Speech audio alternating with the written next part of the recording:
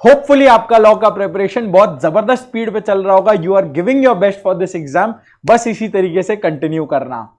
एक चीज मैं आपको रिमाइंड कर देता हूं, इस समय जब आप लॉ पढ़ रहे हो आपको लग रहा होगा कि यार पढ़ तो रहे बट भूले जा रहे हैं, तो कहीं ना कहीं वो आप जहां कॉन्फिडेंस गेन करने का ट्राई करते हो उससे पहले कॉन्फिडेंस तोड़ने के लिए ये थॉट प्रोसेस रेडी रहता है। ये बट नॉर्मल बात है, बट ऑब्वियस बात है, सबके साथ ये हो रहा है। You are not the only one feeling this, you are not the only one going through this. जितने भी लोग कल का एग्जाम दे रहे हैं ना, हर एक जन ये थॉट प्रोसेस से गो थ्रू कर रहा है। Let me tell you this, ये थॉट को ओवरकम मत, ये थॉट को ओवर पावर मत होने देना। You have to be in control और उस चीज को बोलते रहना कि नहीं याद तो रहेगा, बस अपने को पढ़ते हुए चलना है। The moment you will set for tomorrow's exam, आपको हर क्वेश्चन देखते देखते सारे थॉट, सारे सेक्शन, सारे वर्ड्स फ्लो में आने लग जाएंगे। Trust me on this. ये सबके साथ होता है, बट अल्टीमेटली जब आप एग्जाम हॉल में बैठोगे all flow of thoughts will be clear और आप आंसर्स लिख पाओगे। फिलहाल जो आप कर रहे हो बहुत अच्छी तरीके से पढ़ रहे हो, बस वो करते हुए चलना। ये जो मैं वीडियो बना रहा हूं बस 5 से 7 मिनट आपको सुनना है, ज्यादा टाइम नहीं लेने वाला। कल एग्जाम है, बस जो अपना एग्जाम 3 घंटा 15 मिनट आप कल बैठने वाले हो एग्जाम के लिए, मैं वो उसमें एक बार आपको गाइड कर देता हूं क्या क्या चीज आपको दिमाग में रखना है, किन किन बातों का ध्यान रखना है, ताकि आप कहीं कुछ मिस्टेक ना कर जाओ और वही आपके पेपर में 5 to 10 मार्क्स इंक्रीज करवा सकता है। सबसे पहला चीज जो आपका आंसर राइटिंग पैटर्न होगा, देखो जो भी पेपर होगा ना, कैसा भी पेपर आ जाए, ऐसा नहीं हो सकता कि you don't know anything on the question paper, ऐसा भी नहीं होगा कि you know each and every question in the question paper. ये प्रैक्टिकल चीज होता है, कुछ क्वेश्चन आते होंगे, कुछ क्वेश्चन नहीं आते होंगे। प्रोफेशनल एग्जाम में एक्सेप्ट करना है ये चीज को। तो अब इसमें आंसर्स कैसे लिखने हैं, पैटर्न बदल जाएगा। जो क्वेश्चंस आपको आते हैं, you are confident about the solution, वो देखा। कॉन्फिडेंस कैसे आएगा, क्वेश्चन पढ़ के समझेंगे, लिखते हुए पता चलेगा अच्छा इसमें तो कुछ नहीं आ रहा है, नहीं। कॉन्फिडेंस का मतलब क्या, जो क्वेश्चंस आपका देखा देखा लग रहा है, आपने वो क्वेश्चंस प्रैक्टिस किए हैं, पहले देखे हैं आपने, तो आपको वो क्वेश्चंस देख के कंफर्ट रहेगा।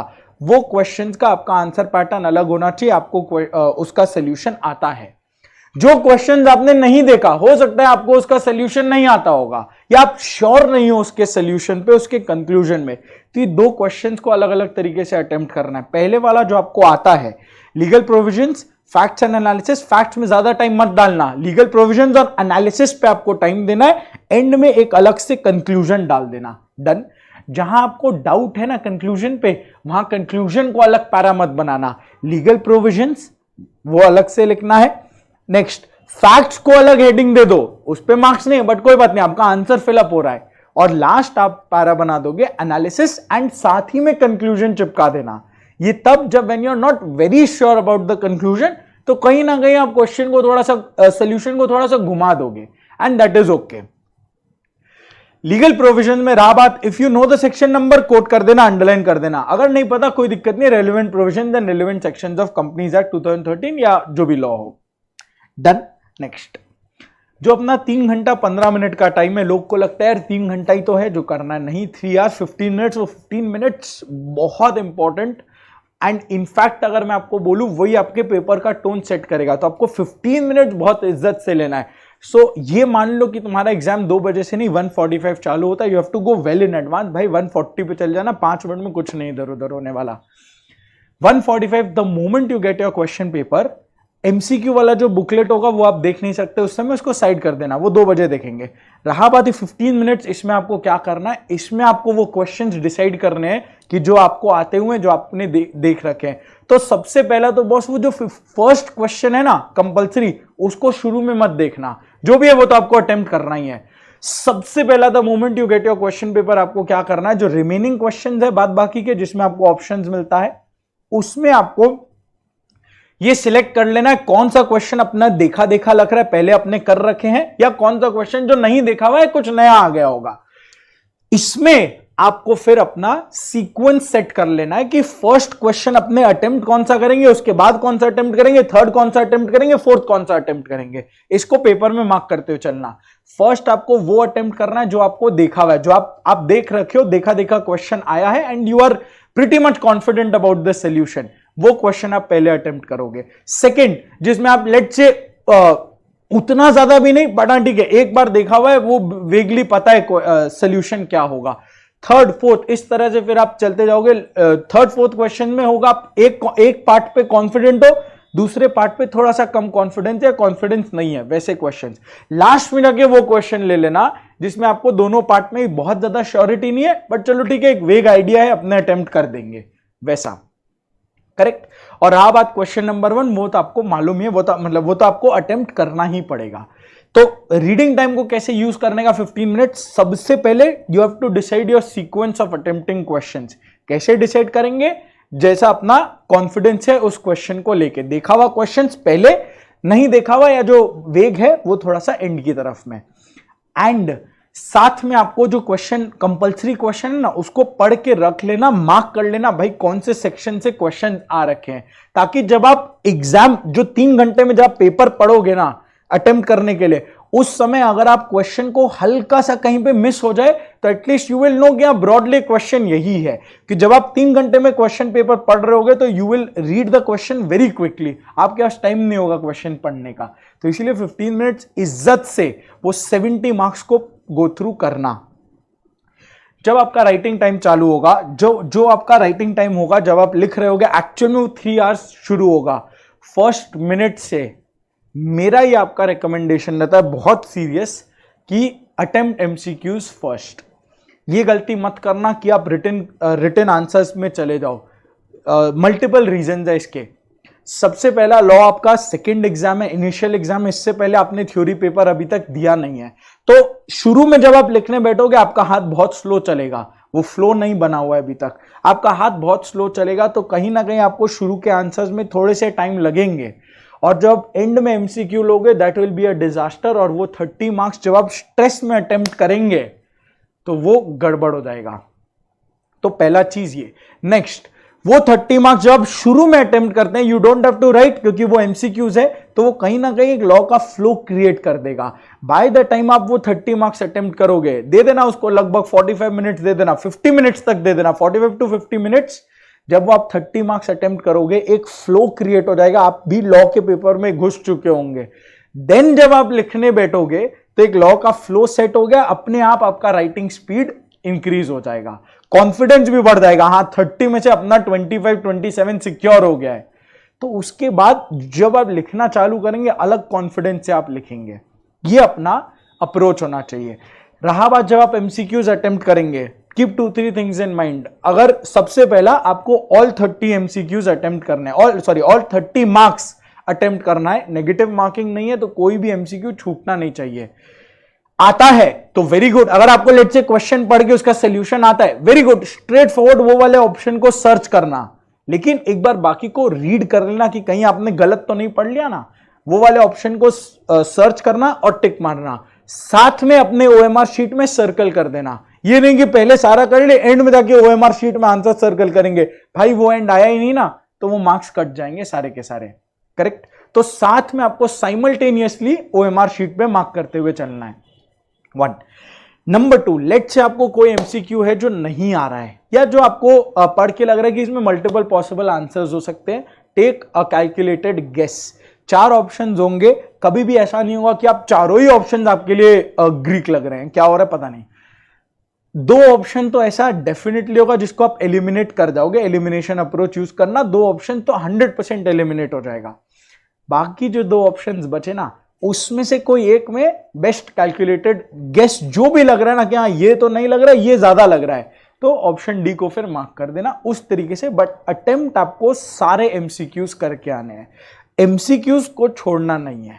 तो वो 30 मार्क्स आपका पूरा अटेम्प्ट होना चाहिए, क्योंकि वहां नेगेटिव मार्किंग नहीं है।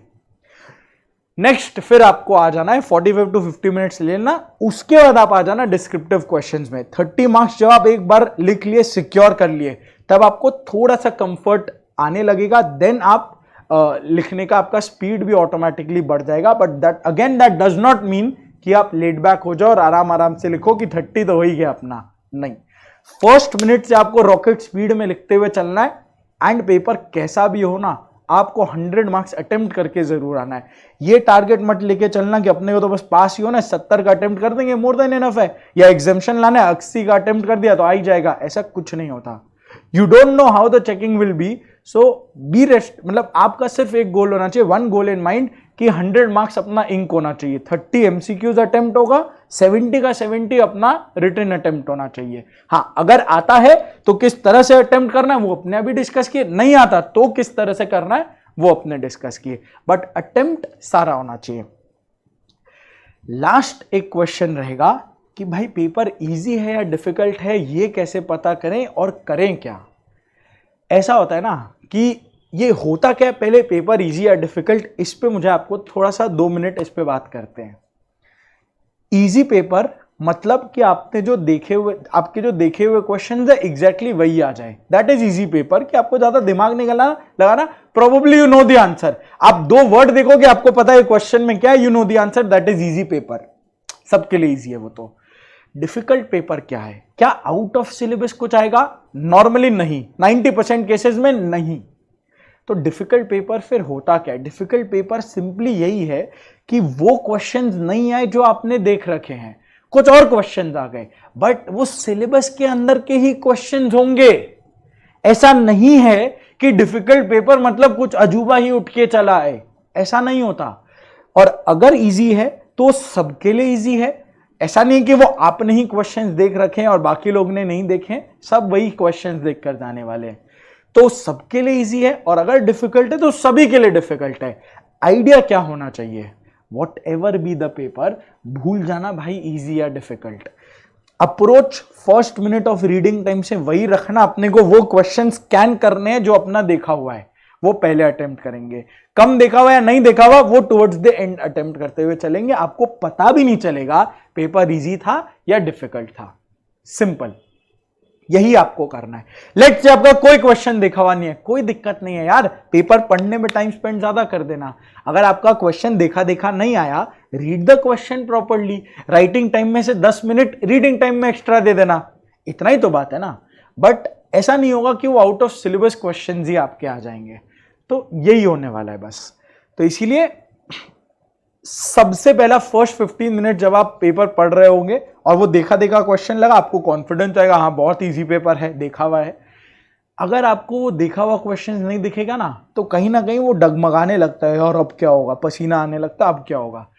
तो ऐसा है कि अगर वो पेपर ईजी है तो आपका चेकिंग भी वैसा ही होने वाला है, तो अल्टीमेटली मार्क्स आपको शायद डिफिकल्ट पेपर में ज्यादा मिल जाए, क्योंकि अगर पेपर डिफिकल्ट है, it is difficult for everyone, और वहां पे पंगा ये आ जाता है, it is very difficult to control your nerves, आप अपना कामनेस वहां मेंटेन नहीं कर पाएंगे। तो आपको बस यही करना है, अगर क्वेश्चंस देखे हुए नहीं लगे कोई दिक्कत नहीं है, अपने आप से बोलना क्वेश्चंस देखे हुए नहीं है, सिलेबस देखा हुआ है, तो उसी से क्वेश्चंस है, बस क्वेश्चन को ढंग से पढ़ना है, बेस्ट पॉसिबल मैनर में अटेम्प्ट करना है, 100 मार्क्स अटेम्प्ट करना है, that is your only job. अगर आपने ये कर दिया, आपका पास, एग्जामिशन, 70, 80 जो जैसा टारगेट है वो अचीव हो जाएगा।